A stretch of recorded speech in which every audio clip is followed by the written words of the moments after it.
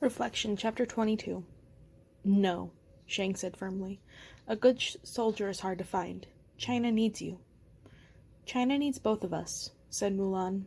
Together. They stopped, suddenly approaching the break in the desert's arid landscape. Just as Shang and Shishi had promised, there was a wooden door planted at the middle of the desert. Just a door.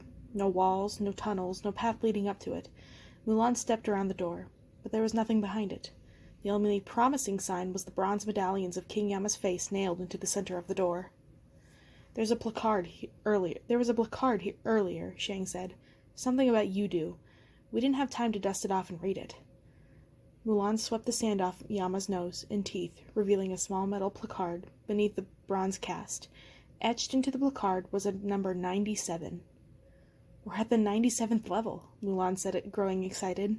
We are close. Does it say anything else?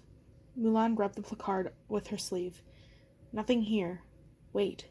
She squinted, using the light emanating from Shang's body to illuminate whatever had been carved into the door. Let me try, said the captain, kneeling beside Mulan. His light glimmered against the placard. It looks like a warning here. Do not enter. I can't make out the rest. Something about pillar, fire, and Yudu. Enough of this, Shishi said.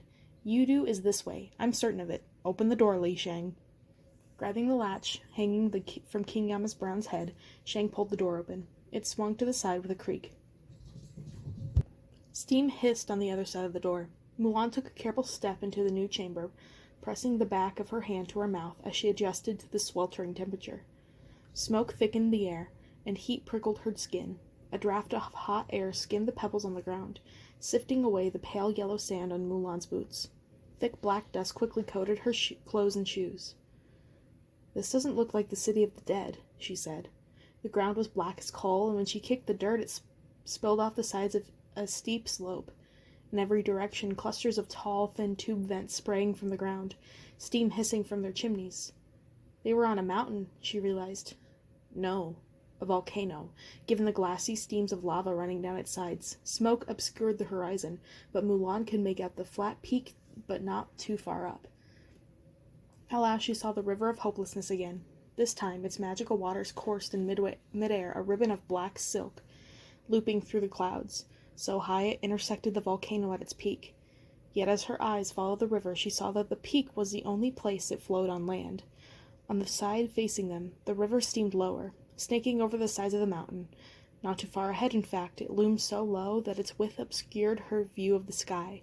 She could almost feel the spray of its icy waters on her face. As they began their climb up the volcano, she was sure the earth wobbled. No, quaked. Mulan and Shang exchanged a worried look. The ground rumbled again. Mulan stumbled, but caught her balance. She stole a glimpse over her shoulder, but she had a sinking feeling she knew what she would see. Sure enough, the wooden door had vanished. It looks like that's where we have to go, said Shang grimly. He pointed to the volcano's peak, where a black stone pillar stretched into the sky. Maybe that's what the door was trying to tell us, Shishi said. That has to be the way to Yudu. I don't know, Shang said hesitantly. I say we turn around. We can't, said Shishi, cocking his head to the vanished door. The lion's sharp eyes focused on the black pillar, crowning the top of the volcano. There are stairs cut into the pillar that spiral upward. I'll wager we have to climb it to reach the next level. Shang opened his mouth to say something, but orange light suddenly reflected in his eyes, followed by an explosive blast from the sky. Mulan spun, and her heels rocked back as a blast of fire hurtled down from the clouds. Take cover, Shang shouted. Mulan dove. If not for the River of Hopelessness thrashing above her, the fireball would have scorched her. Instead, it slammed into the river's waters and sizzled with a hiss. Shakily, she pulled herself to her feet. What was that? I don't know, said Shang. It looked like a fire falling from the sky. Maybe it was just lightning, Shishi suggested, but his deep voice trembled. Maybe, Shang waited. It seems to have stopped. I don't think it was lightning, Mulan said. I'm beginning to think that warning was on the door was for a reason. Then we make for the pillar now, Shang said. Stay close behind me and stay under the river. Mulan nodded, but she knew he was trying to sound brave for her and Shishi's sakes. Anyone could see that the river of hopelessness would shield them for only a short while. They'd have to make the best of it. Once they reached the volcano summit, the river wouldn't be their shield at all. It'll be their obstacle. For on the summit, it no longer floated above. It slammed into the mountaintop, gushing across the mouth of the volcano. Even from where she stood, Mulan could hear the river cutting across the rock with enormous power, like a jagged piece of metal ripping through sand. She couldn't see its water swirling across the peak. Not yet. But what she could see was the river spilling off the peak, cascading down into a great black waterfall. The sight of it all prompted a new worry to crawl inside her gut. The pillar was on the peak. If the river crashed there, it would likely obstruct their path. They might have to cross it. Worry about that later, Mulan. We have to reach the top first. Sweat prickled her neck and forehead. Her palms were warm, her gauntlets clinging to the backs of her hands. With each breath, the air grew thicker and thicker. The smell of incense was gone, but Mulan sensed something else in the air. Do you smell that? Smoke, Shang murmured. And firewood, added Shishi. The higher they climbed, the stronger the wind became. The path was rocky and steep, with boulders and storms of pebbles tumbling down as they went up, but after the Mountain of Knives, Mulan hiked up without much trouble. The only difficulties were avoiding the fireballs and not stepping into the glistening steams of lava.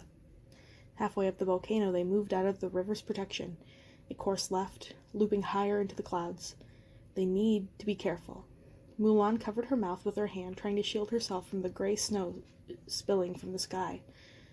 Shishi had to shake his mane free of the stuff every few steps. Confounded snow, he growled. Only in Daiyu would it snow on a volcano. It's not snow, Mulan said, catching a handful and sifting through her fingers. It's ash. Ash? Shishi sniffed.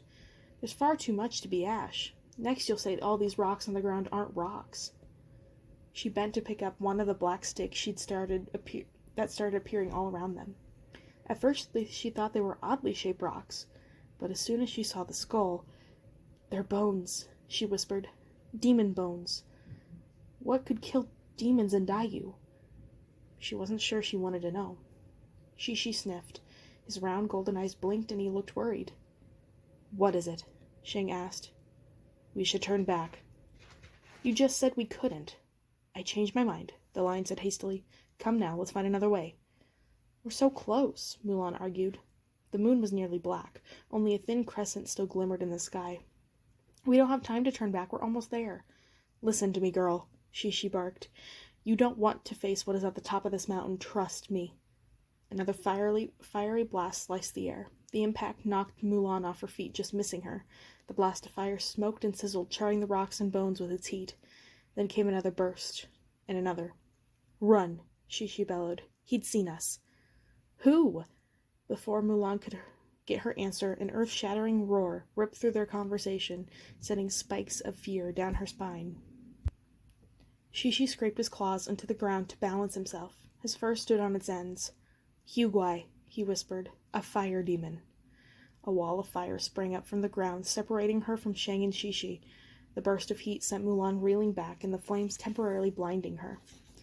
She had never seen fire so powerful and alive. It danced, overwhelming the sky with its brightness and intensity. Black clouds of smoke on the top of the wall bloomed up into the night. "Shang? Shishi?" The fire rippled and crackled, snuffing into the sound of her voice. Mulan gritted her teeth. The wall was too high to vault across, the flames far too strong to put out. The blaze was so thick she couldn't even see Shang or Shishi on the other side. "What do you want?" she shouted at the fire. The fire swayed as if laughing. "Who are you?" Within the blaze's walls formed the terrible Huguai. His head blazed with fire, his scaled body red as blood. A fierce, pointed tail whipped behind him. Its movement sharp like a stab of lightning, and on its back were wings made of smoke. Huguai opened his wings, spreading them from one edge of the wall to the other. Smoke wisped from his wings, and underneath was a web of bone and muscle. With a violent shudder, he clapped his wings back, and a wall of fire crashed down, a blinding sheet of flames. Molten rubble sprang up with a hiss. The earth boomed. Mulan stumbled wildly as the ground cracked. The fallen wall was now a sea of flames. It spread hungrily, washing out everything in its path. Light sparked in Huguai's hollow black eyes. He gathered his wings, surged from the sea of fire, and snatched Mulan with one sharp talon in his hand. He closed his fist around her waist. Up and up he flew, as the world beneath her crumbled, taking Shang and Xi Shi with it.